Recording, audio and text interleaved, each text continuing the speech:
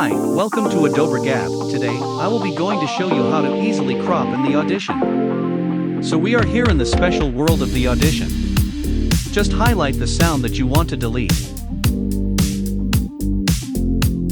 Then click delete. But there is another way to easily crop audio. I'll show you what it is. First highlight the sound that you want to stay. And find the edit menu.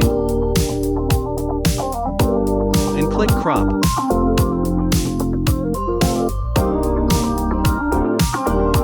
Thank you for watching. I hope you learned a lot from this Audition tutorial.